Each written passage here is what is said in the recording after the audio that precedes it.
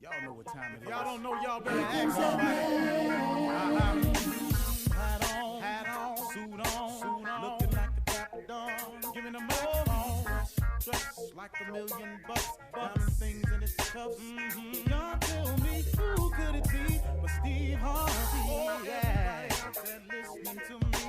Put your hands together for Steve Harvey. Put your hands together. Steve Harvey. Oh, listen, Steve Harvey. Why don't you join me? Yeah. Steve Harvey. Get him on, y'all. Better give me some eggs while I listen to Steve Harvey. Yeah, you join in with me. Come with me, help me say. Turn your radio on. You gotta. Turn it on. Yeah, turn it on. Steve Harvey in the morning, y'all. I know y'all can hear me on. Turn it up. Steve Harvey in the morning, y'all. Yeah. Turn your radio on. You gotta turn your radio on. Turn your radio on. You gotta turn it on.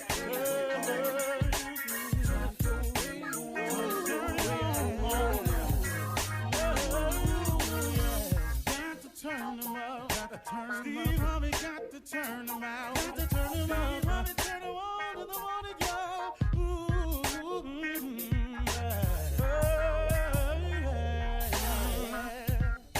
Come on, Steve. Come on, do your thing, Big Daddy. I sure will. Good morning, everybody. You are listening to The Voice. Come on, dig me now. One and only, Steve Harvey. Got a radio show. Man, oh man, oh man. How good is God to me? And part of the mission and the reason that I have a radio show is to become a sharer, more and more of a sharer. You know, I used to hear my mother say it to me all the time, but God blesses you to become a blessing. And I think the more you understand that about yourself, I think the more blessings will flow your way. I think that once you understand the principle that, but it's kind of tied together with some other scriptures, and I'm not too knowledgeable about them, of course, as usual. But I do know what I've heard, And, if you look at something simple as do unto others as you would have them do unto you, wouldn't you want somebody to help you if you needed help? I just know how to get it down there to where I've been able to understand it. If there's a scripture similar that it says, do unto others as you would have them do unto you, or if that's, in a prayer, would not you want somebody to help you if you needed help? You've heard you reap what you sow. Do you understand that if you sow discord, that discord is going to come your way? That if you hate gonna come your way. If you blog nothing but negative comments about people, your life will be filled with negativity. If all you do is talk about people, then guess what? Somebody got to turn that gun around and talk about you. See, it just stands to reason. So what I've learned in my life and through all the trials and tribulations that I've had is to take those lessons and share them with people in case you ain't heard it from somebody else. See, sometimes, and the reason it seems like I'm redundant at times, is which I am, is because I'm always trying to find a different way to say the same thing. Because it's a funny thing, man. You got to hear it a certain way for it to click with you. How many times have I heard a saying and then I heard it a different way that it clicked with me? I've heard this saying right here. Remember this now. Everybody's not happy for you. We've all heard that, right? Everybody's not happy for you. Well, that's very simple. That don't need no explanation. That simply means of all the people you know or do not know, when something happens to you and you celebrating it, everybody not going to join in on the celebration. That's all that is. But then you take it one step further. My father used to say something to me all the time. He said, son, everybody come with you, can't go with you.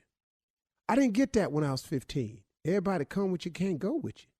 He said, you're going to lose some of these friends you got along the way. But I don't care where you get in life. Know this right here. Everybody can't go with you. If you are constantly trying to improve yourself, you constantly have to take assessment of the people around you.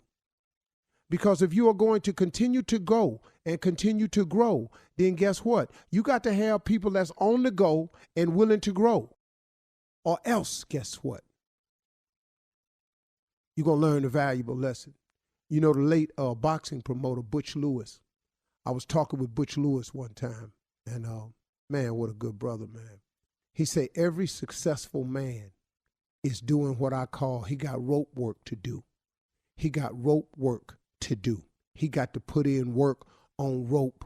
And I'm sitting there listening to Butch Lewis and all the money he had made and all the people's lives he had changed and all of the moves he was making and his incredible skills as a negotiator on behalf of some very, very wealthy people. He was just an amazing man with no education, but he read everything. Butch Lewis read all the papers, all the periodicals. That brother knew everything. He said, you got to put in rope. And I was sitting there listening. He said, here's the analogy, little brother. He said, you are on rope. There's a thick rope. You have on no shirt. You have on some tattered clothes. You have on no shoes. Your shorts is cut off just below the knee and they tattered. And you got dirt on you and you're sweating. There's this huge, huge raw rope over your shoulder. There's burn marks on all of your shoulder. Connected to that rope is a wagon.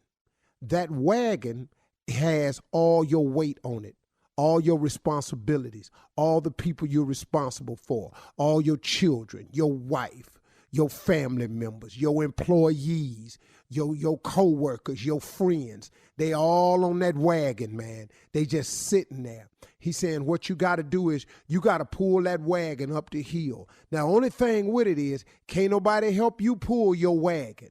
You pull your wagon alone. He said, now, what you can do along the way of pulling your wagon is you can find yourself a good wife, a good woman. He said, now what that woman does is she get down off the wagon. She fan you while you pull it. She put water on you while you pull it. She put stuff in your mouth while you pull it. She kick rocks out the way while you pull it. But she pulling for you. But she is equally as important as you are on the pull of the rope. He said, you hear me clearly now, young soldier. He said, nah, get this here.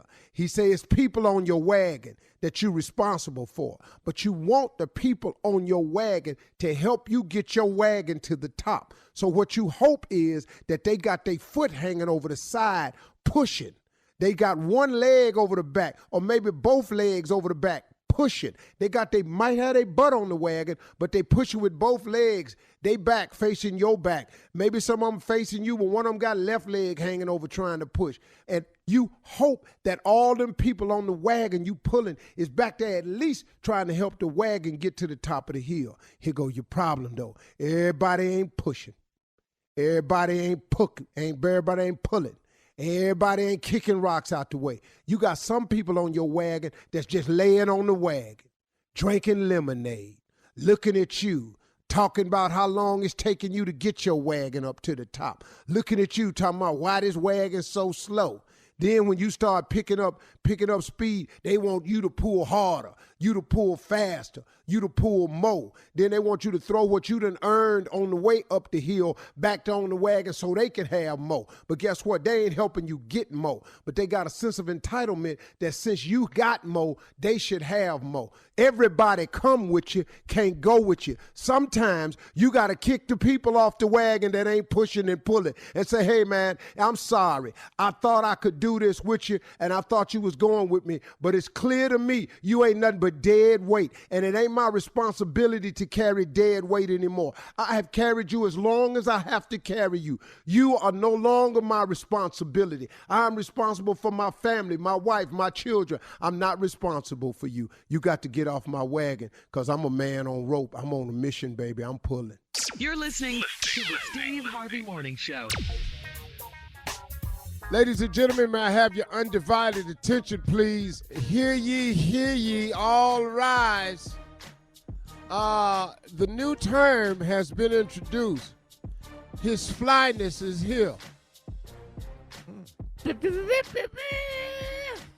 Shirley Strawberry. Hey, good morning, Steve. His Highness, Flyness. His flyness, thank you, very much. Tyler Farrell. Morning, your Flyness. How are you? All day. One and only junior boy. Morning, your Flyness. Morning. Thank you. Least of all amongst these, ladies and gentlemen, Matthew Thomas. Yes, your Flyness. Top of the morning. You know, it's amazing, man, when you get a promotion in life that you gave to yourself. Mm-hmm. You ever done that before?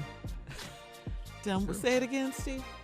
Have you ever done what? It's a wonderful thing when you get a promotion in life that you gave to yourself. Nobody else gave it to Oh. you. Yeah, you gave it to right on. Yeah. Self-promotion, I didn't- like it. Well, mean there was no voting. Yeah, there was no voting. You didn't take it, before the board. You didn't get it cleared. You decided.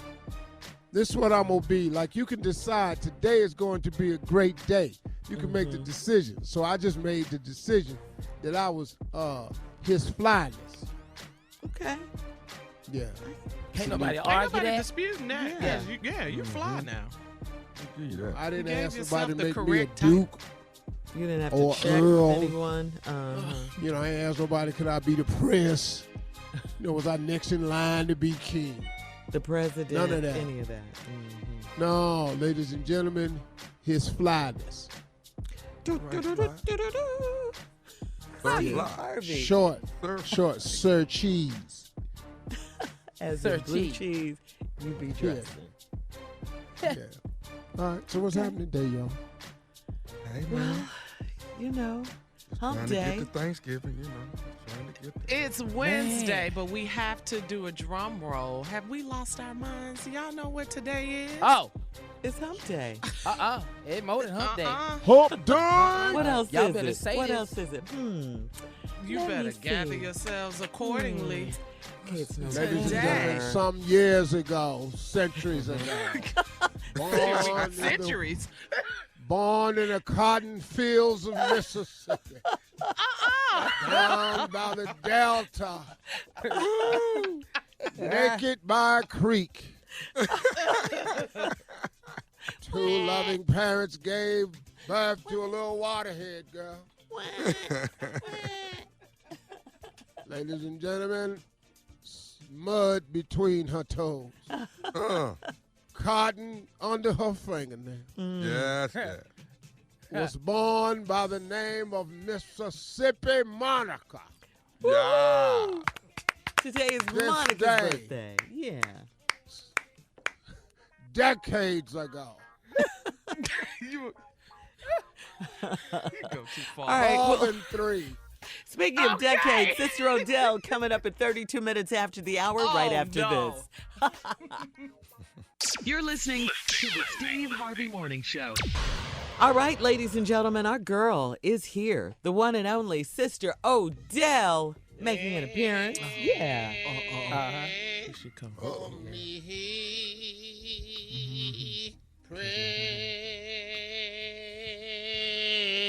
Pray for me, Lord Jesus. Help! Whoa, That's not hurt. Glory. that's good to you. Thank you. Good morning, everyone. Good morning, Sister Odell. Sister Odell. Yeah. Yeah. Morning. What is the matter? Y'all in shock? You're not joyous to be alive this morning? Oh, no, we no, blessed. Absolutely. Blessed. Sound, Well, act you don't like sound it happy? did. Y'all all is younger than me. You ought to be more spry and chip about it. Today is the day that the Lord has made. Let us rejoice and be glad in it. Amen. Amen. Amen. Amen. Amen. Yes, you're right. About time. Good morning, Carly. Hey, Sister Odell, you spoke to me first, your favorite. Good morning. All the time. You know you is. Junior. Yes, ma'am. Morning, Sister Odell. I guess I'm second favorite. Yes. Well, if you all's the one that's regulating it, I'm just calling it out. Thomas? I know I'm the favorite. Good morning, Sister Odell. Mm-hmm. Good morning, Shirley. Well, good morning. Last but not least. Well, that's, it wasn't really that way, but the other kids took up the calling that I was doing it in order. Because, the caller said she was my favorite. She is, but she didn't have to say it out loud. It's okay, Sister Odell.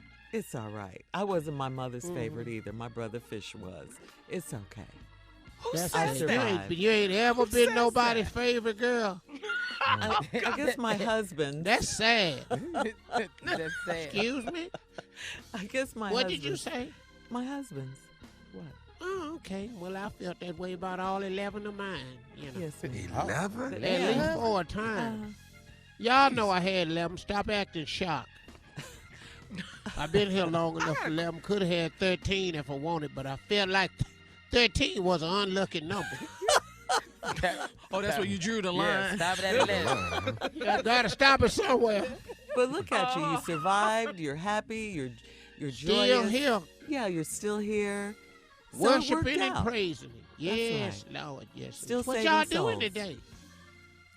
Well, I wanted to say happy birthday to the girl that's gonna end up being me.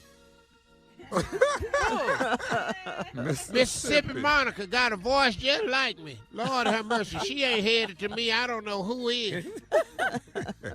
Well, Gotta let get her us say rolling on hello the so people- husbands, though. Say Sister what, Odell. Sister Odell? I got to get a little Mississippi headed in the right direction on them husbands. You got to at least try it once, She said, nah. Just listen to her. hear from Man. Sound like an hear old from a sad Sister sheep, Odell? don't you? Huh? He sound like a what, Sister Odell? Old sad sheep. Nah. Hey, Sister Odell. Lord Jesus. Hey, Let her sweetie. go. How you doing, Mississippi Monica?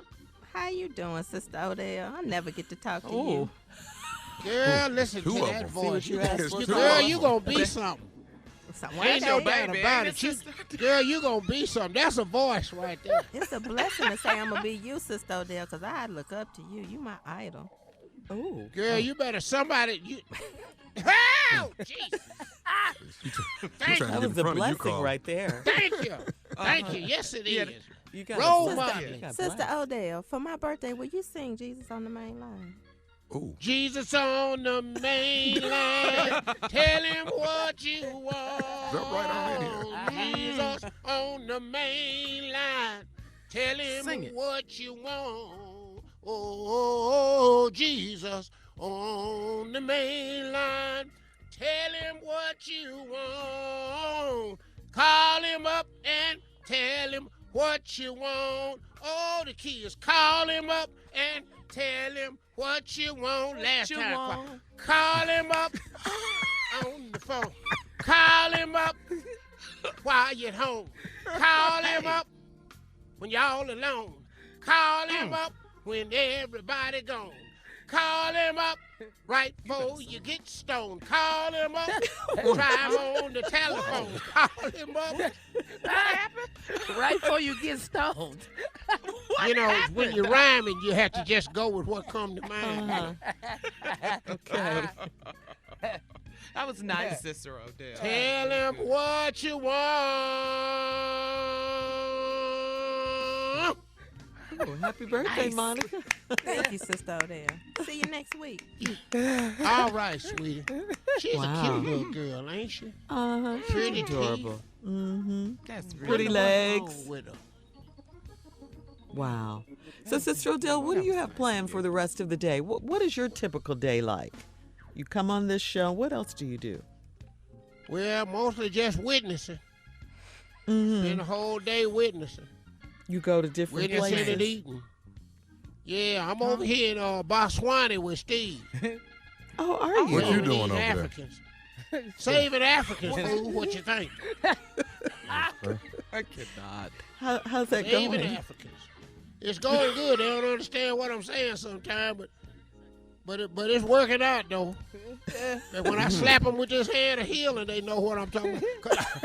Right upside your head. I bet you know that's the Lord. Just over here saving Africans. With Steve. Steve ain't saving nobody. All right, well, Sister Odell, we appreciate you coming by. Little girl, Christy. Yes, ma'am, and we thank you so much. Bye, Christy. We'll be back with Tommy's prank. Run that prank back right after this. You're listening to the Steve Harvey Morning Show. Coming up at the top of the hour in entertainment news and national news, celebrities join Kim Kardashian West to stop Rodney Reed's execution. We'll talk about all of these stories at the top of the hour. But right now, the nephew in the building with Run That Prank Back. What you got for us, Nev? Repast chicken, Shirley. Repast chicken. You play too much. Yeah. Sounds like the funeral preacher, the you officiant. You can't go to a repast empty-handed. You need to take something. Therefore, we're going to take some chicken.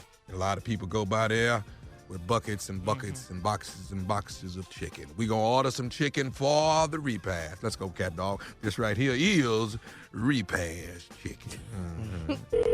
Thank you for calling. May I take your order? Hey, I need to make an order. Hey, look. Hey, fries up, man. Get them up for they burn. Man, hurry up. Hello? What up? Hello? Yes, sir. Yeah, thank you for calling.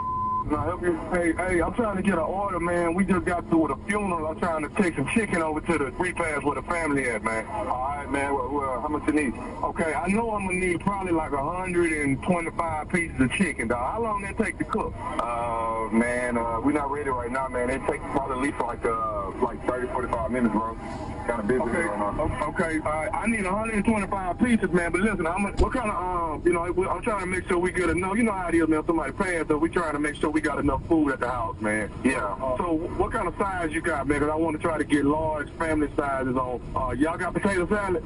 Yeah, we got French fries, potato salad, greens, macaroni and cheese. You know the normal stuff. How much you need to be to that? Let me get like 2 or all of them. You know what I'm saying? 2 of each. That ought to be. Don't give me 4 of them greens though, because I know they're gonna want them greens. Y'all family size? Yeah, family size on everything, man. 2 of each, but give me 4 greens. All right. Okay, now give me some rolls, man. At least 20 rolls to go with that. All right. Do you need anything else? Make sure I got a big thing of fries, man. You know, the kids like them fries. Let me get a big thing of fries. You order a lot of food, man. Yeah. I'm going to come get it, though. 30 minutes. So you said how long before I need to be there? Probably 35. You know, give us about 45 minutes before to be ready. All right, what's your name? My name is Robert. All right. You got a phone number I can reach you at? 404 833. Okay, I got you. Okay, so you got 125 pieces. It's gonna be mixed, right? Yeah, white and okay, there we go. Did you want it spicy or mild or mixed? Or how did you want that? You know what? Separated, man. Where the mild is in one boxes, and then you got the spicy in other boxes. So we'll know so the kids won't get off too. All right. Okay. Hey, man, can you take his order for me? I'm on the phone. Take his order. All right. I got you. What's my total on that, man? So I can go. You know, because I ain't finna pay for all this by myself. I got everybody pitching in on this. Hold on. Let me get to the register quick. And, it's going to be 208.75.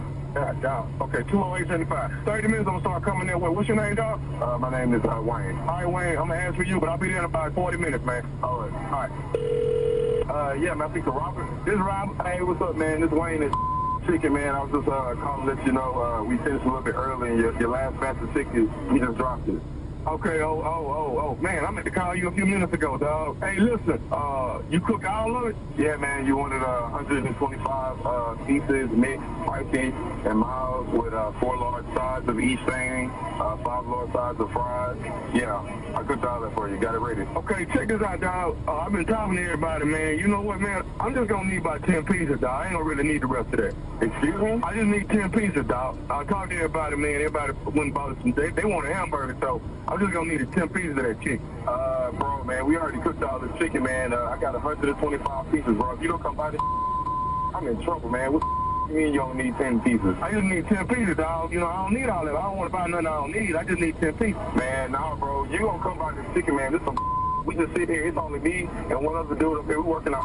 off and you gonna go get this chicken. Hey, dog, I'm not finna buy no chicken I don't want, man. I'm not finna do that, dog. I mean, you know, I'm doing this for the bereaving family, man. So, you know, like I say, yeah, I'm gonna take 10 pieces by there and drop that off, man. But I don't need that whole 125 or whatever. Robert, y'all better be on the way to come get this chicken, or it's gonna be some I cooked all the chicken, man. What am I supposed to do, man? My manager found out about I'm getting fired. Okay, dog, you ain't got nobody else that's gonna buy some chicken today? Now, who the hell is gonna come up here and buy 125 pieces of chicken? Jeff, man, the call back to my, he don't want 125, he only want a 10 piece. Boy, my manager gonna speak. Yeah, gonna be hello, y'all. I just need 10 pieces, man. But, man, I cooked up all this chicken for you, organized it and everything. Okay, dog, well, listen, man, won't you just sell it little by little today? Just sell it little by little. Man, there's no way in hell, man. We don't have the time for this. I'm not about to unpack all this chicken, man, and put it back up, bro. Y'all better come get this chicken or it's gonna be tell you that. Man, I don't give a man. I will call every funeral home around, find out who died, and I will come find your Robert. You gonna come up here and get this chicken. Hey, man, I'm not finna buy no chicken I don't want, man. I want 10 pieces. That's it. No, your want 125 pieces of chicken because that's what the hell you called to tell me that you want it. Hey, man, who you think you talking to? I'm talking to you. I'm talking that's about to come up to and buy some chicken, 125 pieces of it. That's what I'm talking to. So bring your $208.75 and come buy the chicken. Oh, man, calm down, man. Man, he need to come and get this chicken, man. Man, you gonna fire his way. If he comes up here, then we all fire, bro. This gonna get this chicken right now. You gonna get this chicken. Hold on. What about this, Robert? Who you think you talking about what? Dog? I'm talking to you. I told you I'm talking to the that's gonna come up here and get this chicken. Either you gonna bring $208 or you gonna come up here and get 10 pieces of chicken. It's up to you. But either way, coming up here, what you want to do? I'm finna send somebody else up there to get the chicken, man. Okay? Who you gonna send up here? Tommy coming to get the chicken. Tommy who? What's his name? Gotta get all our information off the can for you. What's his name? Tommy, man. Nephew Tommy from the Steve Harvey Morning Show.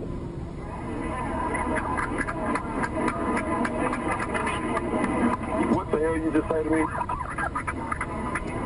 Why ain't this his nephew Tommy from the Steve Harvey Morning? Man, this is some. Man, you got to have somebody get whooped, bro. What am I supposed to do with all this chicken, though? Wayne, your cousin, man. You got a cousin named Courtney? Oh, that dirty. Y'all cooked all that chicken, man? Yeah, we cooked up all that chicken, bro. Hey, Wayne, this is what I'm doing, man. On behalf of nephew Tommy, I'm finna give you my credit card, and we're gonna donate chicken all day, man. You see some homeless people or whatever, you just pass out the chicken. We finna get it paid for right now, Wayne. Yeah, man, I can't trust y'all. Y'all got me paranoid. I'm about to run right now. Hey, Wayne, one more thing, man. What's the baddest, and I mean the baddest, radio show in the land? Man, the Steve Harvey Morning Show. Everybody Really? say amen. Amen. Repast chicken. All right? Wow. Get you some repast chicken. All right, thank you, nephew. Coming up at the top of the hour, entertainment and national news right after this. You're listening to the Steve Harvey Morning Show. Celebrities join Kim Kardashian West to stop Rodney Reed's execution. Rihanna has gotten on board. LL Cool J, Gigi Hadid, T.I., Questlove, Meek Mill, Isaiah Washington, Reggie Bush, and others have joined Kim Kardashian West in her efforts to stop Rodney Reed's execution. Rodney Reed, if you recall, is a Texas inmate. He spent over 21 years on death row for the 1996 murder of Stacey Stiles. He has insisted on his innocence the entire time, and a former inmate filed an affidavit in court saying that Stiles' fiancée confessed the murder to him years ago. For the record, the fiancé's attorney disputes the credibility of the claim. According to the Innocence Project, there are several weaknesses in Reed's case. For one, an all-white jury convicted the black man. Also, the murder weapon hasn't been tested for DNA evidence, and the forensic experts have admitted to errors in their testimony. Still, Reed's execution is scheduled for November 20th. We must come together together to prevent a gross injustice. Actress Yara Shahidi tweeted, along with a link to an online petition against the execution. Rihanna also tagged Governor Greg Abbott. Meanwhile, Kim has gone a step further and tweeted Governor Abbott directly. How can you execute a man who, since his trial, substantial evidence that would exonerate Rodney Reed has come forward and even implicates the other person of interest? She asked. She added, I urge you to do the right thing. So far, Abbott hasn't responded. Wow. Yeah. Wow. So Abbott is the governor of... Yeah, he's the governor. Texas. Of Texas, Steve. Yeah. Mm-hmm. Mm-hmm. Yeah. And they've reached out to him. Mm-hmm. And no response from him. No response. I think what Kim Kardashian is doing is absolutely very, very real, and should be commended for the work that she's putting forth on behalf of prison rights and reform. Getting the prison reform bill passed. She was really, really instrumental in that. So I think people should give her a round of applause for that. That's some great work. Absolutely. And this is a hard one, too, because the execution date, again, is November 20th. So someone has to do something pretty quickly, Yes, It's coming up. Yeah. Yeah. An He just innocent ain't responded man. at all? Nope. No response. Not yet. And so far, yeah. Hopefully with this pressure and celebrities on board and other social justice, organizations. And the petition this that's pressure, out there. Yeah, he will give it another look and, stay of execution and not execute this man who seems to be innocent. Are you going to kill an innocent man? Yeah. And with evidence before you that says he's as innocent, that proves he's innocent. I mean, for all of us, of course, this sounds so cut ABC. and dry. Mm-hmm. Yeah, Yes, this is yes. like, wow, a Yes. simple thing right here. Just black But and once white. again, when you're dealing with a prosecutor who builds his record on convictions and is not willing to overturn one of his victories, when you have to drum up the all-white jury to start polling them how they felt, you started digging up. People got to deal with who they are and what they've done. And a lot of these cases don't get overturned, but we should constantly try. Because if you look throughout history, there have been hundreds, if not thousands, of men murdered on death row, and it was not the case. That's true. It was not the case. Right. And it happens all the time. And because DNA is different now, they should always be allowed to introduce the DNA evidence of today that wasn't available back then when these convictions were made, because it can make all the difference in the world. And for them even not to look at it, it's just them holding steadfast to the thing that this prosecuting unit got a victory and a conviction, and they're not willing to give it back. They're not willing to admit to a mistake or even come across the, oh, doggy. You got two things at play, Tommy. The prosecutor doesn't want to give back a victory, and then the prosecutor doesn't want to admit that they convicted the wrong An person. innocent man. Yeah. So true, Yeah, Steve. So true. You see you it got all the two time in the things at play movies, here. too. Look at it. Yeah. You'd rather do bruh. that than let an innocent man go free. That makes Yeah. no Brother, Yeah. brother. Or kill him. Tommy. Or kill an innocent Tommy. man. Execute. Yeah. Tommy will have this man's life gone before they be wrong. Right. Yeah. Right. Yeah. And they got 21 years out of it. Yeah. You see this sort of thing, Steve, all the time in the movies, but this is real life. This is this man's life. And we're talking November 20th in a couple of weeks. Something. We need to hear something. And Steve is right. I'm reading an 21 article years. as we talk about it, Steve. And you are absolutely right about the DNA testing. Rodney Reed and his team are asking for further DNA testing that was not available in the 90s. It's just like you said. And they are not willing to do that at this point, while reading this For the article. prison system to have the technology available and to not The use justice it system, yeah. in these cases of anyone who's convicted of life, death row, who's convicted of 15, 28 years, if there's new DNA that can clear this person, it ought to be brought up. But guess what? The judicial system is overcrowded and packed with cases, and they're not about to take the time to go back and do. Well, it's already been decided. The great state of Texas has decided that he's a convicted felon is what he is. Man, you can let it go. Like Kim Kardashian said, how can you execute a man when since his trial, substantial evidence that would exonerate him has come forward and even implicates the other person of interest? All right, coming up at 20 minutes after the hour, trending news. We'll be back right after this. You're listening to the Steve Harvey Morning Show. Donations have poured in for a memorial dedicated to Emmett Till in Mississippi. This is after white supremacists were caught filming a propaganda video in front of the monument over the weekend. There are 8 people in the video, and 2 women are shown filming while 2 men hold up a neo-Confederate flag. One of the flags appeared to belong to the League of the South, a hate group that advocates for white-dominated independent South, according to the Anti-Defamation League. In the footage, a man is overheard saying, "We all are here. We are all here at the Emmett Till Monument that represents the civil rights movement for blacks. What we want to know is, where are all of the white people?" Okay. Jesus. You know, man, stupid people, when they talk out loud, they sound really stupid. Here's the deal. If you want to be supreme because of the color of your skin, then first of all, act like it. And then secondly, it cannot be at the expense of people who are non-white. So I'm not talking to white people. I'm talking to white supremacists. If you're supreme, act like it. Number 2, it cannot be at the expense of somebody else. Just go do supreme stuff.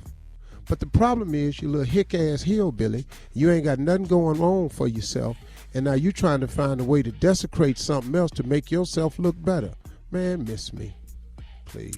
Yeah, now this is according to CBS News. Patrick Weems, executive director at the Emmett Till Memorial Commission, announced the nonprofit has received more than $10,000 since the incident on Saturday, and donations received will go toward the Emmett Till Memory Project. The funds will help create a permanent memorial. Wow. Yeah. Well. And that site has been vandalized before. Vandalized, yeah. Yeah. Man, there's so You know, much, gunshots, all of that. so much hate, man. Yeah. So much Yeah. hate. There's so much, right, Tommy? So much. hate. Digest all of it. Yeah. But you know what, though, and I have The to day tell after you, Election Day. this has a lot to do. This surge in hate crimes and stuff has a lot to do with the climate that's in our country today. And I think that it has a lot to do. You can tie it directly to this new administration. Lock him up, get him out of here, arrest him, throw them out. Yeah. You know, look, man, it was a big boost for them when the president said there's good people on both sides. Yeah. That was a big boost for these people. In That's why they all Charlottesville, when he identify said with him. And kind of started it. Yeah. Too. Mm-hmm. Yeah. All right, coming up at 34 after the hour, are you afraid to change things up in your life? We're going to talk about it right after this. You're listening to the Steve Harvey Morning Show. Sometimes it's really hard to break out of your old routine. We know that. For example, maybe you've had the same haircut or style for years and it looks good on you and everyone likes it, so you don't change it. But maybe you should. Maybe you should try something new. How about your choice of cars or movies or people you date? Maybe try something new and that will change your life for the better. Even if it doesn't, you can always go back to your old routine. So, Steve, we're going to start with you, as we always do. What things in your life are you afraid to change up, or has changing your life routine made things better or worse for you? I ain't afraid to change nothing in my life. Matter of fact, if I could change one thing that might give my life a jump or boost it in another direction, I'd probably get a perm. All right. You don't have to. What's happening? What are you going to perm your mustache? What? What are you No, perming? I'll just, grow a little bit of hair back I can and then perm it. Let it be slick, baby. Swirl it, Yeah. swirl it, dog. You know what I'm saying? Just whatever can Baby go back, hair. I'm gonna let it come on, Yeah. and then just perm it. You know, Mm-hmm. kind of be like a a little baby Al Sharpton. Okay. I thought you were gonna go deep on us. Yeah. Yeah. Well, I mean, but now on the real tip, there's nothing Yeah. in my life I can change. Now, am I doing things to get better? Of course I am. I'm trying to improve my spirituality. That's my number one focus right now. So you're is doing in trying things to differently improve. in that area. Yeah, oh, absolutely. That's my number one focus above anything else is improving my spirituality as a person. That's my number one goal right now. And other than that, I can't change nothing, Well, What about I me? changed I my like- hair all this year. From, Yeah, we didn't know from who you platinum was. to Blue? pink to Yeah. blue. Trent almost had you You need arrested to go so many somewhere and times. sit down now. Hey, I wanted to do things differently. I like change. Yeah, well, you done It was fun, and it was fun. I felt good. It was Oh, fun. what did you finna do? I Green? enjoyed it. Because you ain't got nowhere left but green. You did blue, pink, yellow. No, I didn't do yellow. I did platinum. Green, you say? I've been considering it. I'm back to black What's now. this, Tempt you. what's this crayon box look for? What is that? I like it. That's who I really am. I like it. I like colors. I like change in my hair. I really do. Tommy, what would you change? It's going to be real interesting. That's what I want. The Other code, than the the obvious. code to get in my phone. Just, You need Excuse to you? change it. I tried. Yeah, let me just. You're married now. You still have That boy said the secrets? code to my Let me phone. at least have my phone though. Let me have that. Let me hold on Why? to one thing. Steve, doesn't Marjorie have your code? You've said that several times on the Absolutely. show. Yeah. Ignorant. Absolutely. Excuse me? Oh, he's talking about you, Steve. That's what I thought he said, Said, Steve. why'd you got your code to your phone? Then Tommy said, with your ignorant ass. Who the hell does that? Who does that? Tommy, I have my husband's Tommy, a code. person- Tommy, what's Yeah. the big deal? What's the big deal? What do you Tommy, need his code Tommy, for? I Don't lay you my have phone your around. own? Tommy, Huh? Tommy, my kids can grab my phone. I don't care. What? What? Why is that where they so do bad, this at? Tommy? Why Huh? is that so terrible? I Ugh. don't understand. Where they I do don't this at get it. in some homes in America. Do you still take your phone in the homes. shower with you? You 'Cause you damn told us right that- I do. How do you do that? Tommy You got know his that- you phone know in that- the shower like soap on a rope. Yeah. Right, them little You know that plastic little thing? containers, Plastic Steve. containers, Yeah. the waterproof Yeah. container. He got his phone in a Ziploc That. Yeah. around his That's neck. that. washing all up under. I'm just waiting on a call, baby. I'm just waiting on a call. That's all. Wow. That's amazing. So that would make your life better if you change your code. That would make your life Yeah. better. Yeah, Wow. periodically. I just got to remember it. All right, well, post your comments on Steve Harvey FM, Instagram, and Facebook. Coming up, Nephew is here with his prank phone call right after this. You're listening to the Steve Harvey Morning Show. Coming up at the top of the hour, right about 4 minutes after, it's my strawberry letter for today. The subject, will he leave her for me or not? Right now, though, the nephew in the building with today's prank phone call. What you got for us, Neff? Well, Shirley, it comes a time where it is matrimony. Sometimes there is time for a wedding. You understand that? A what? It's a wedding. Well, that. And then there are times in our lives where we have lost a loved one, and then it is time for a funeral. But then it happens, Okay. sometimes it happens on the same day, inside the same church. Ladies and gentlemen, a wedding and a funeral. I know it's A funeral. wedding and... Oh, I said it! Did you hear it? Hear what? No, I didn't hear it that time. Hear what? Oh. A wedding and a funeral. Let's go, Nope. cat dog. Didn't say that. The hell with it. Wedding and a funeral. Hello, this is Ryan. Hi, I'm trying to, Ryan. Ryan, how you doing? Hey, I'm good. Who am I speaking to? This is Josh. Josh over at I'm one of the officials at the church where you guys are getting married tomorrow. Yeah. How you doing, man? I want to thank y'all for that too, man. We appreciate it. Good. Well, we definitely hope to make you a member here sooner or later since you guys are getting married, you know. Hey, man, I'm trying to get this work schedule changed up. You know what I'm saying? They got me working on Sundays now, man. So as soon as I tweak that and move that around a little bit, I'll be there. Okay, listen, we have a bit of a situation that's come up. We had some problems and miscommunication, and it's definitely been on our side. They had your name, Ryan, down here with your phone number, as well as your soon-to-be wife, Sonia. They had her name here, but we didn't want to call her with this. We wanted to just reach out and talk to you and see if it just make you aware of what was going on, okay? Oh, what's going on, man? There's been a mix-up on scheduling. I don't know if you know, Sister Ola May, she passed away a week ago.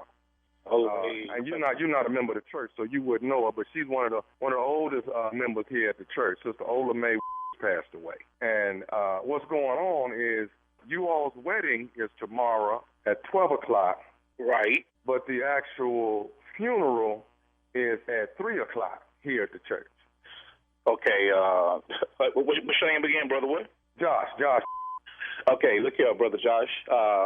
Hey, man, we already got this thing in motion, man. We didn't send out damn near 200 invitations, man. I mean, God bless Sister Ola May. And I understand that, but I mean, there's no way we could have moved it around. Now, the biggest problem, the funeral home is bringing the casket first thing in the morning. So what I wanted to make you aware of, and I didn't want you to tell your wife this, but the actual casket will be in the sanctuary, but we will have it covered. Hold up, man. Are you serious? Now, look here, man. Y'all need to move this around. I don't know what y'all going to do. If y'all have a fellowship hall in the back or something like that.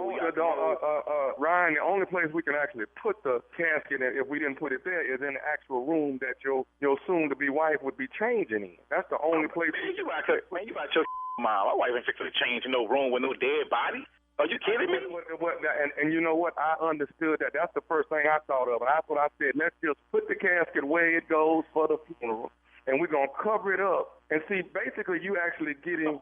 Wow. I can't even believe you called me with this, man. Look here, and excuse my French, man. Yeah, I know I need to get back in the church. I really do. But right now, Doc, this ain't going down like this, man. Now, we already paid the money. And first of all, she shouldn't. I don't even feel like she even had to pay, to hold no wedding over at her church where she pay tithes at. That's the first thing. I ain't like that from the jump, but I went ahead and went with it because she want her pastor to marry us.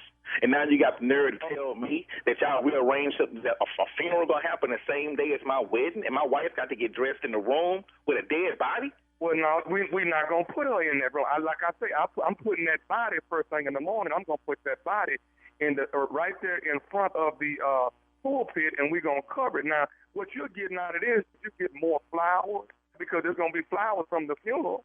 So I'm thinking that's probably going to be a little bit of a perk for you.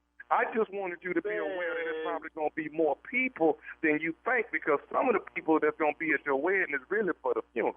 Hey, hold up, man. Are you serious right now, man? Look here, Doc. I done paid for this wedding to happen at this church, man, okay? Ain't no disrespect to the lady that is passed. God bless her family. I ain't playing. You not putting no dead body having no funeral at my wedding, man. That's crazy. What the with y'all down there? Church too, sir. She's a member of the church too. I don't give a I don't be no member of the church, man. I done paid for this wedding, and it's gonna happen tomorrow, man. You not fixing to put no dead body at my wedding. Watch your mind. Okay, Mr. Ryan, I mean no disrespect, but the woman has passed. She is not going to get up. So, I mean, what is the problem? The problem is your called me with this man the day before my wedding, and we didn't schedule this 6 months ago. I got to spend $25,000, $30,000 on this wedding, okay? And now you're going to tell me that we got to share our wedding with a funeral? What the hell is wrong with you, man? So let me ask you something. Do you want to have your wedding at this church? I paid for the what you mean? I'm having the wedding. Okay, I tell you what, let that body be up in the morning. I'm rolling the right out to the street. I ain't playing. Y'all can sit out there in the front and throw flowers while throwing rice. But we going to have a wedding inside the sanctuary tomorrow. I promise you that. Sir, I cannot assure you that it won't be. As I have no other place to put the body. Okay, well, I bet y'all find somewhere to put it. If I get that tomorrow, there's a body in there. There's going to be a couple of bodies in there. And you got two choices: to move that funeral or to reimburse me back this $30,000 I done already spent. Those are the only two choices I want to hear about. Meet me at the front door tonight with a $30,000 cashier check, or we say can have this wedding up in there tomorrow morning. You heard me? I ain't playing. I ain't playing at all. No jokes. What the is wrong with y'all, man? You can do something else, man. Listen, I understand that. Listen, sir. I don't want to hear no more from you, man. All I'm saying is it's going to be a wedding at this church tomorrow without the everybody. That's all I'm saying. Push to the back, man. Right. Hey, there's one more a bit of an issue that I need to tell you also. What the can be worse than a dead body? What issue can be worse than a dead body at my wedding, man? The issue, sir, that is worse than the dead body is this is Nephew Tommy from the Steve Harvey Morning Show. Your best man, Jeff, got me to prank phone call you. What? That's hey, what, you know what, man? The best man about to get the best whooping he can possibly get, man. I ain't playing these and got me the day before. Oh, this to get the best beat down possible, man. I'm telling you. Hey, one more question. What's the baddest radio show in the land, Ryan? The Steve Harvey Morning Show, babe. Come on, get a prank or something. Get a prank or something. You got to get a prank or something. Boy, can't Hey, nobody wait a top minute. that. I wasn't here Monday. Junior, did you tell them that I was headlining Hell live yeah. November 12th from the hospital? Did Yeah. you say that? Hell yeah. Operate Room 5. Dog, we laughing our ass off. Because and then somebody said, Tommy, why is everything in your life an event? Right. Like your whole life is pay-per-view. Yeah. You know. So your surgery is a comedy day.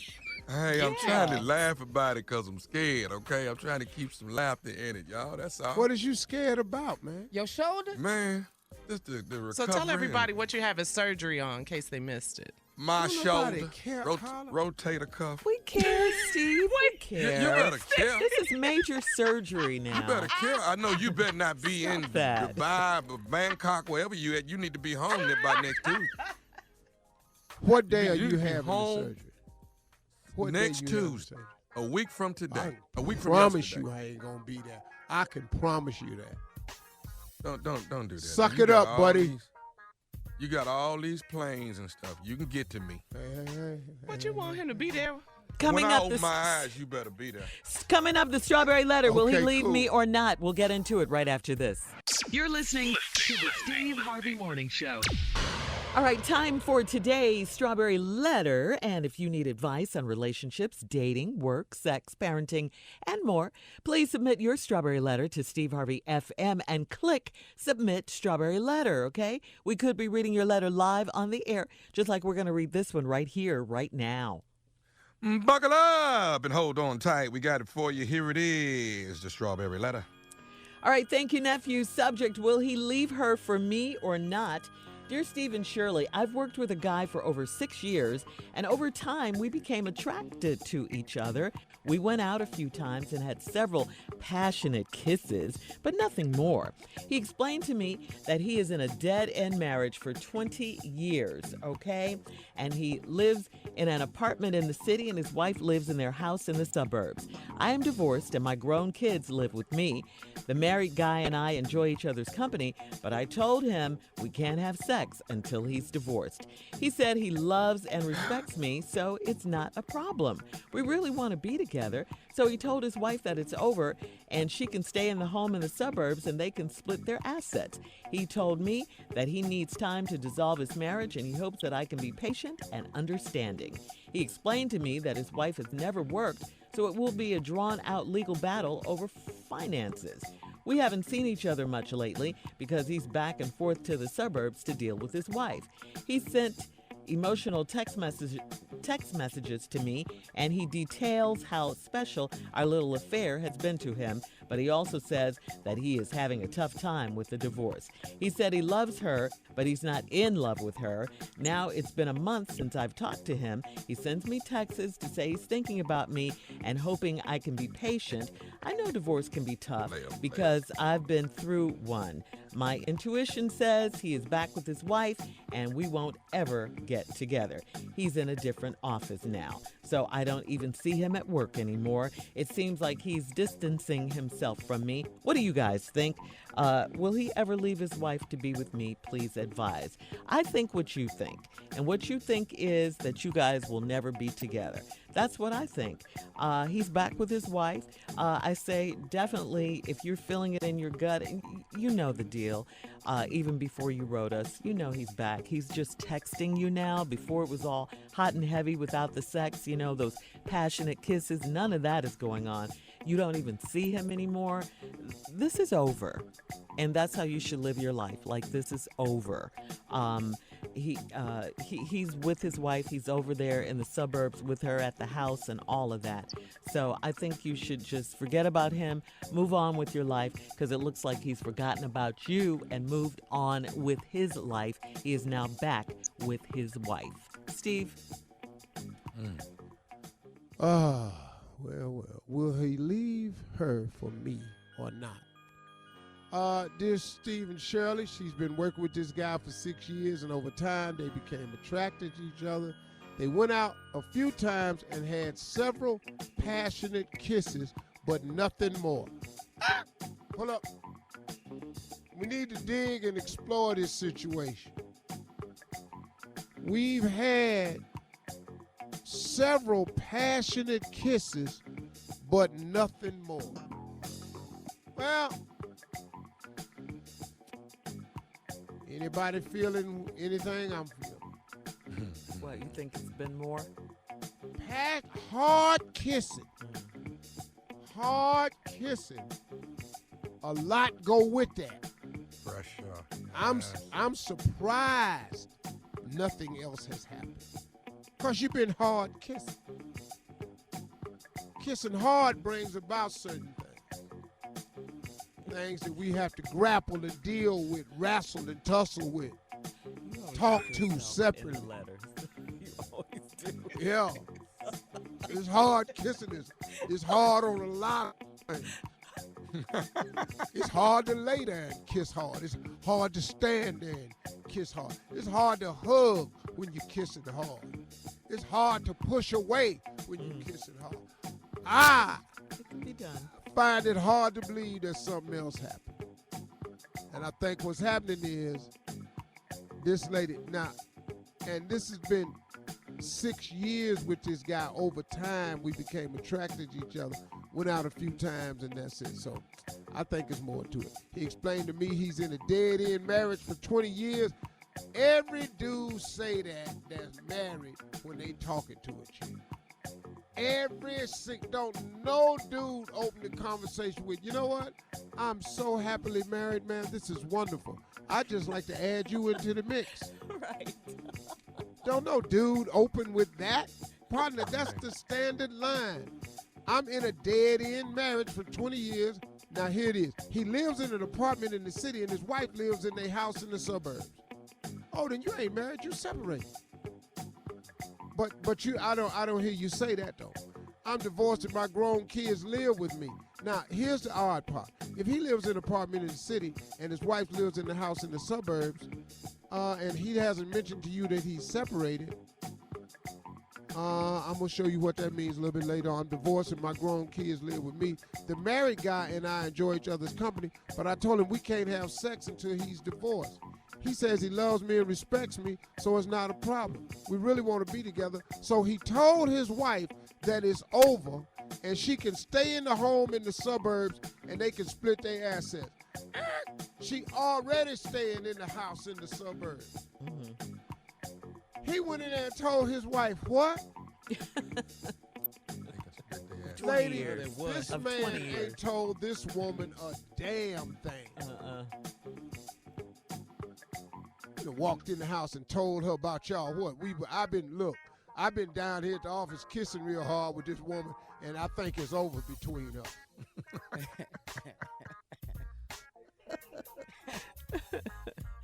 All right, hang on, you Steve. We'll have part two. Over a hard kiss, boy. We'll have part two of your response coming up at 23 minutes after the hour, right after this. You're listening to the Steve Harvey Morning Show. All right, Steve, come on. Let's recap today's Strawberry Letter subject. Will he leave her for me or not? Question mark. And this lady been with this relationship with a guy she done worked with for 6 years, and over time they got attracted to each other. They went out a few times, had some hard kissing going on, which she say never led to nothing more. I find that hard to believe, but he explained to me he's in a dead-end marriage of 20 years. That's the opening line for every married guy. He lives in an apartment in the city, and his wife lives in a house in the suburbs. Oh, how convenient. Or do you think he just had an apartment in the city that his wife didn't know about? Possibly. I am divorced and my grown kids live with me. The married guy enjoy each other's company. Where? You've gone out several times. Maybe you went over to that apartment. I don't know. Could be. And when you was at the apartment kissing real hard, ain't nothing happened. You over there, dog. Tonguing him down. We in here, we kissing real hard. Yeah. You know, he been married 20 years. He know how to kiss. Oh, yeah. He says he loves me. And I told him we can't have sex till he's divorced. He said he loves me and respects me, and it's not a problem. We really want to be together. So he told his wife it's over, and she can stay in the house in the suburbs, and they can split their assets. Split their assets? Stay in the house in the suburbs. She in the suburbs. Mm-hmm. Split their assets. Dog, you know how this work? He told me that he need time to dissolve his marriage. You was already separated according to, I'm thinking that's what you must have said as to why you got this apartment in the city. So the marriage already was on its way. It's been a dead-end marriage for 20 years, and he wants to dissolve his marriage and hope you could be patient and understanding. He explained to me that his wife has never worked, so it would be a drawn-out legal battle over finances. Boy, you going to start with half and you going to lose from there. I can tell you that. We ain't seen each other much lately because he's back and forth to the suburbs to deal with his wife. What's the matter? Well, she falling apart. Now all of a sudden he care. He been having an apartment. Now all of a sudden he out there in the suburbs. He knew good and hell well she was going to fall apart when he mentioned the divorce. Now all of a sudden he's a caretaker now.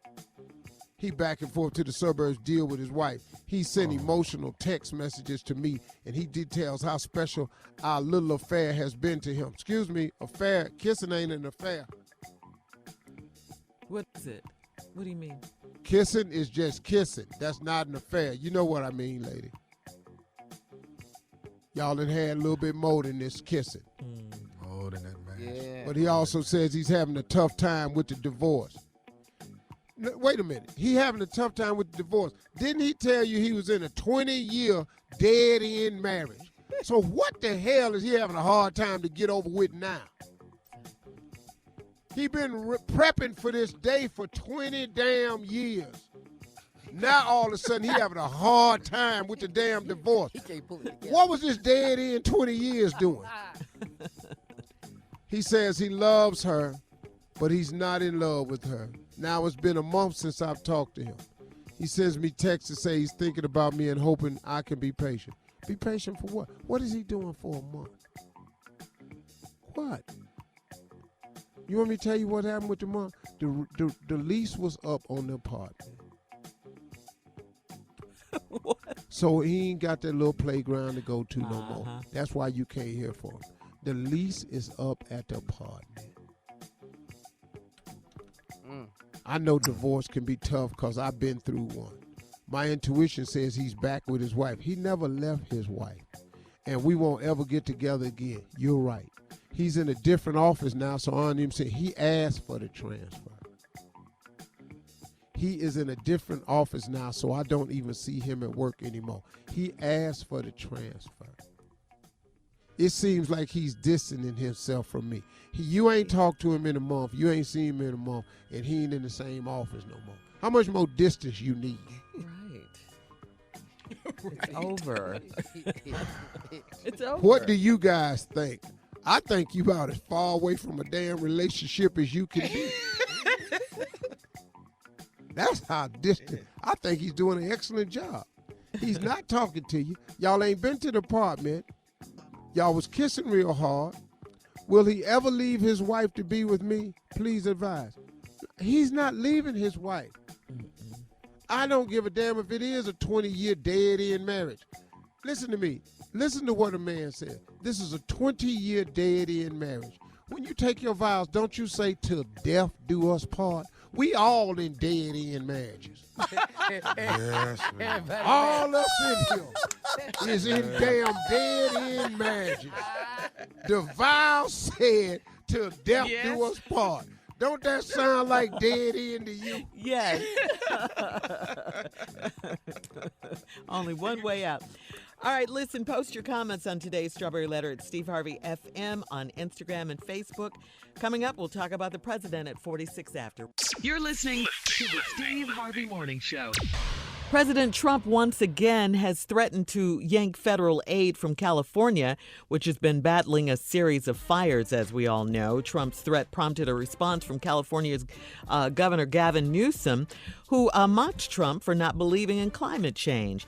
Mr. Trump tweeted on the governor of California, at Gavin Newsom, has done a terrible job of forest management. I told him from the first day we met that he must clean his forest floors regardless of what his bosses, the environmentalists, demand of him. Every year as the fires rage and California burns, it is the same thing. And then he comes to the federal government for funding help. No more. None of the recent fires in California were in forests. So it's not clear exactly what Mr. Trump was referring to.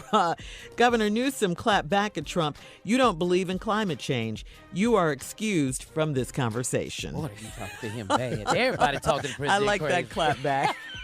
Everybody clap Seriously. back. Seriously, listen to me. You can't clean your forest Floors. Yeah. See, leaves fall off trees, seeds, acorns fall on the ground for a reason. It's called Mother Nature. Yeah. It's population, it's whatever the term is, where they populate. You got pollen going from here, you got seeds fall on the ground. You got to have new growth. Nobody rakes the damn leaves in the fall in the forest. Partner. Come on, science You teacher. need the decay. You need the decay of the leaves to produce the nutrients that keep the forest healthy. You can't clean the forest floor. You better educate Here is our a president. dude, man, that ain't ever had a job cleaning. Nothing. You know how hard it is to clean your damn floor. Go outside and clean up a place who is full of dirt. Oh, man. Now, do you know the insects that you're going to have in that vacuum cleaner? Steve. Look, you're going to throw the whole ecosystem off with your stupid behind vacuuming the damn forest floor. Man, get out of here. Meanwhile, Donald Trump's attempt to keep New York prosecutors from getting his tax records and claims of presidential immunity were rejected by a federal appeals court. Lawyers for Trump had argued that the president is immune from prosecution and investigations in their attempts to block a subpoena for his tax records from New York prosecutors probing the hush money deals he made prior to the election in 2016. Trump plans to now appeal the case to the Supreme Court. Where his boy All right, is. coming up at the top of the hour, men have selective hearing when it comes to their spouses. We'll talk about it right after this. Oh, hell. You're listening to the Steve Harvey Morning Show. Relationship Wednesday topic, guys. Here we go. A new study from, what is this? Scrivens Hearing Care, okay? Or Scrivens. They looked at 2,000 adults, okay? 2,000 grown people. Research shows that at least 7 times a week, men have selective hearing. In all, men don't hear their spouse 388 times in the course of a year. Women are guilty too, though. That's a lot, right? That's a lot. Huh? How many times in a year? 388 times in the course of a year. That's a low. That's number. low. That's low, Steve? Yeah. Oh, hell yeah. 300. It's You only talking? That's on the average. 365 days in a year. Well, right now you're only talking a little over once a day. That's the average of once a day. Oh, Okay. okay. So that ain't. Yeah. That's not so bad. That's not so bad. No, I tune it. Wait, you got to tune it out. It's I don't just wanna hear saying that the all same thing. Hell. What are y'all talking about? Wait, what? Damn, we just Go ahead. talked about that for 15 minutes. Did The you Express yourself. Yeah. 2 hours. You make the same wake up- 20-minute point for 2 hours.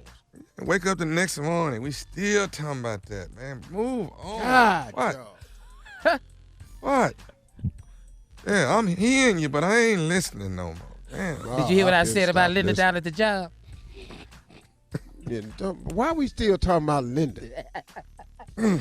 Nerves Then are I can bad tell- on I the can show. tell I'm it's sorry, still- ladies, but that thing right there, that's true. Yeah, we So- do have selective hearing. So, but it sounds like you guys are responding to nagging. That's a difference, right? No. Or is it all no, the 'cause I same can- to you? if you Is it all the talk- same to you? No. Shirley, No, 'cause- if you talking too much, I'm just saying, which is oftentimes. So it could be about anything. Just the sound of my voice that you just start tuning out after a Go while. ahead, Tommy. Go ahead, Tommy. That's for you, T. What are you? Well, you know what? That's okay, What Carla. are you 'cause huffing and puffing about? Because you're talking about the same thing. What? I'm asking you about this survey, though. You're not answering. No, I'm talking about just period. You're talking about the same thing. And then I can tell it's bothering you because I look on Facebook, now you're posting stuff. Wait, let it go. Man, why is this bothering you? Carried over to social media. Hold You're on everybody. social media. Now See, you're getting I think- 30,000 amens on the damn. Man, what? Yeah. What? Let it go. See, I think it is a problem, and I think women could admit to this one because yes, Good talk. men do have selective hearing, and we've had to develop that over the course of time because and more we've developed more and more selective hearing because there's a slight difference in us. Women vent differently than men. And when women are around each other talking to their girlfriends, you all have more of a tendency to talk about a subject from every angle. Yeah. You turn it over. You all can discuss one to subject for hours. Yeah. Men don't do that. We have a debate. Somebody wins, loses. We have a strong you move debate. on. Then we laugh or we fight, and then it's Yeah, over. It's over. You, don't hear You no all more. keep talking about it, and once a man has made all the points he can make, your point is irrelevant at this point because we've heard it already. We don't agree with it, so we shut you out. And we all, every man knows how to do that. Yeah. Yeah, well, Especially We women are can look guilty of dead it in too, your though. face and not be hearing nothing you saying. Wait, what? Say it again, Steve. Dead. I can look dead in your face and not be hearing nothing you saying. Be looking dead at your mouth. Just I have lips said moving. that to That's Nesto it. before. Are You you don't hear listening? Nothing. Are you listening to me? Girl, Did you you know hear what I I said just to my said? husband. Yeah, did you hear what I just said? Schedule a hun there too. We'll schedule a hun. How many times Marjorie done looked at me and said, "What, Steve? What did I just say?" What did I repeat it? Oh, I say that to Repeat Tosh, it. too. Yeah. Girl, I Tell me heard what I you. just said. I Yeah. heard you. I heard you. Women are And I guilty be too. trying They to don't think- listen I about be trying to think about what the hell was she saying. 339 Goddamn sure times a wasn't year. Oh, we do it too. We tune y'all out. All right, coming up, music and fun on the Steve Harvey Morning Show. We'll be back at 20 minutes after the hour, right after this. You're listening to the Steve Harvey Morning Show. The world champion Washington Nationals celebrated their victory with a visit to the White House. While several players opted to skip the visit, the players who did make the trip seemed to enjoy themselves. National catcher Kurt Suzuki happily put on a red Make America Great Again hat and was rewarded with a super awkward reach-around hug from Donald Trump. Ryan Zimmerman, the longest-running player on the Nationals roster, presented Trump with a personalized jersey. Donald Trump said America fell in love with Nats baseball. That's all they wanted to talk about, that and impeachment. I like Nats baseball much better. I bet you do. Yeah. He had to I mean, put why go to the himself White in the House? World You could- Series Yeah. moment. He had Yeah. to insert himself in that. That dude's Yeah. something else. Man. Yeah. They didn't have to go to the He's a White trip. House. They could have just went to McDonald's and just got it over with. Seriously, hey man, do you know I never knew what narcissistic behavior was until he became president. Oh, yeah. Yeah. Oh, I never every even day. knew See what ya. it was. Yeah, everyday display. I never even knew what it was, and then I just looked it up. There was so many definitions being thrown out about what I finally found out what it was. And I really thank him for that because he's actually broadened my vocabulary because I had no idea what that was. Thank you, Mr. President. He put himself in it. America fell in love with Nats baseball. That's all they wanted to talk about. That and impeachment. I like Nats baseball much more. You in the World Series? How is that a moment together, though? I don't. Steve just explained it. But the baseball player He's a putting the narcissist. "Make America Great Again" hat on. Yeah. He ain't partner. Hey, Slow man. down. All right, more of the show Yeah. coming up at 33 minutes after the hour, right after this. You're listening to the Steve Harvey Morning Show. Celebrities join Kim Kardashian West to stop Rodney Reed's execution. Rihanna has gotten on board. LL Cool J, Gigi Hadid, T.I., Questlove, Meek Mill, Isaiah Washington, Reggie Bush, and others have joined Kim Kardashian West in her efforts to stop Rodney Reed's execution. Rodney Reed, if you recall, is a Texas inmate. He spent over 21 years on death row for the 1996 murder of Stacey Stiles. He has insisted on his innocence the entire time, and a former inmate filed an affidavit in court saying that Stiles' fiancée confessed the murder to him years ago. For the record, the fiancé's attorney disputes the credibility of the claim. According to the Innocence Project, there are several weaknesses in Reed's case. For one, an all-white jury convicted the black man. Also, the murder weapon hasn't been tested for DNA evidence, and the forensic experts have admitted to errors in their testimony. Still, Reed's execution is scheduled for November 20th. We must come together to prevent a gross injustice. Actress Yara Shahidi tweeted, along with a link to an online petition against the execution. Rihanna also tagged Governor Greg Abbott. Meanwhile, Kim has gone a step further and tweeted Governor Abbott directly. How can you execute a man who, since his trial, substantial evidence that would exonerate Rodney Reed has come forward and even implicates the other person of interest? She asked. She added, I urge you to do the right thing. So far, Abbott hasn't responded. Wow. And they've reached out to him.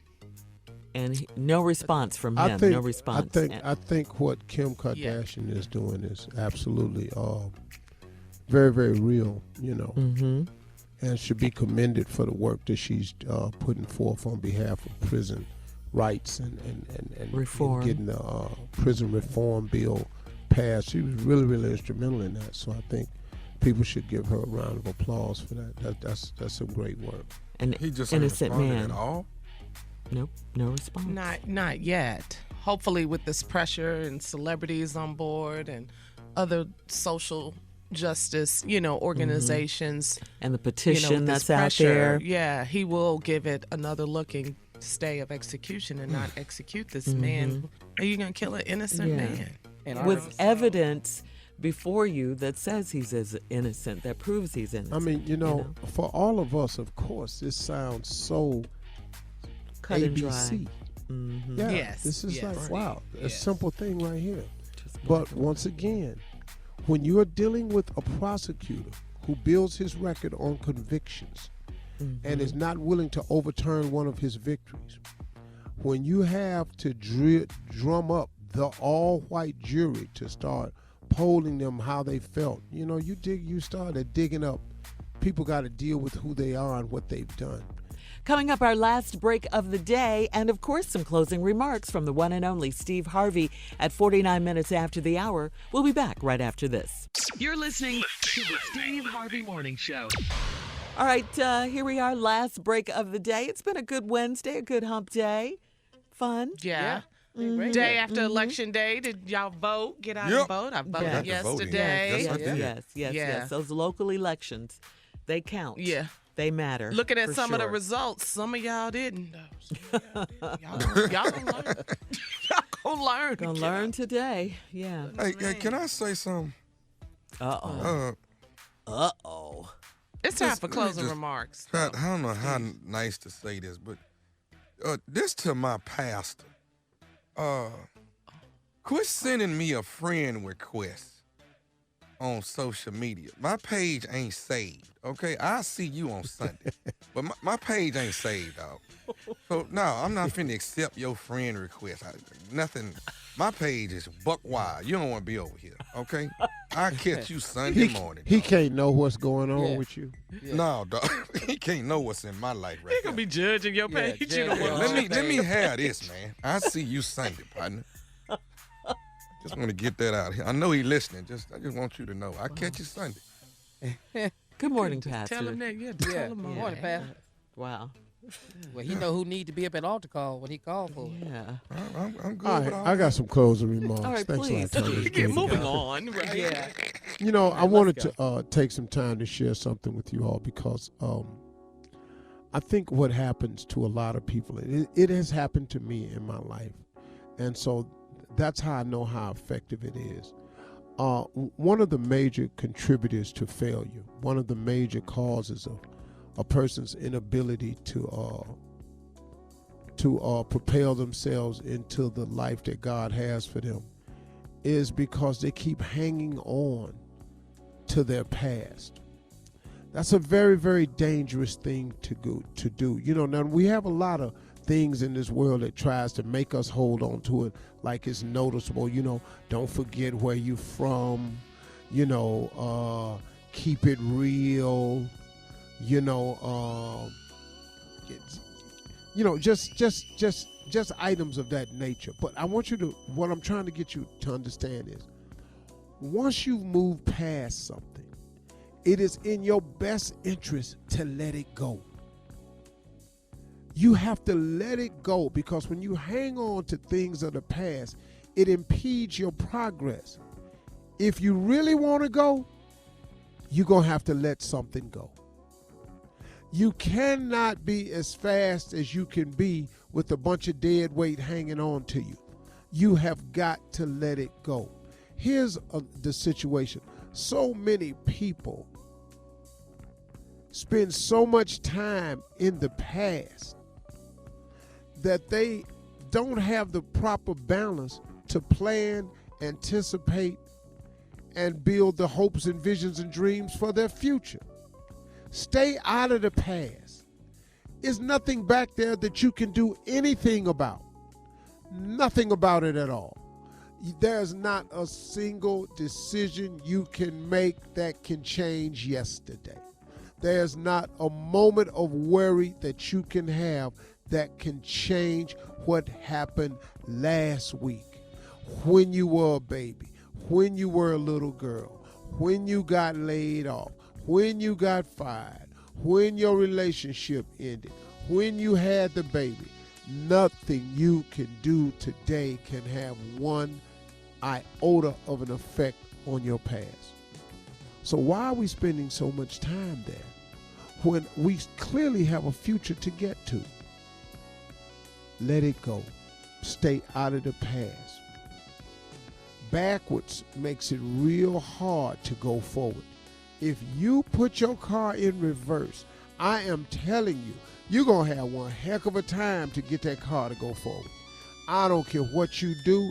And now what you can try to do is you can throw your car in reverse and turn it around and try to go backwards in the direction that your car was supposed to go. But ain't that hard to drive backwards at full speed? It's hard to back up going at a decent speed. Backwards makes it really hard to go forward, y'all. Constantly reviewing things don't leave a lot of time for planning. You know, have you ever been to an office meeting? And I ain't been to one in, oh God, I can't remember when, but it used to kill me, man. I had this job and this dude worked at an insurance company. And every 3 days he wanted to come into the middle of the room and go, hey, listen, we're going to review a few things. I never understood these reviews we kept doing. Because in order for the company to make money, we got to be out here selling these policies. But this guy was so dead set on reviews. And while we could have been out working, selling, promoting, and generating revenue, we spent our time reviewing. And it just, I just sit there and go, man, why don't you do, let this go. But he wanted to hear himself. And he wanted to make sure that he was protecting us from the mistakes of the past by reviewing them all the time. He didn't realize, but half the time he was ingraining past behavior into people's subconscious. And I was thinking about that today. I said, man, could that be what happens to a lot of people? That you ingrain so much of your previous behavior in your life because you meditate on the past so much, and now it's ingrained in your behavior, and you don't even give yourself a chance to become a new you. Don't give yourself a chance to think like a new you. You got to let it go. Stay out of the past, y'all. Let it go. It's hard to go backwards. It's hard. Backwards makes it really, really hard to go forward. Give yourself a shot. Stay out of the past. Ask God to help you accomplish your dreams and your visions. Set some goals and wake up every day and ask God to give you your daily bread. That's the best way to live your life. Those are my closing remarks today. Thank y'all for listening today. Steve Harvey Morning Show. We out of here. Yes, sir. Y'all, hey, have a great weekend. Bye. Bye, Pastor. Bye.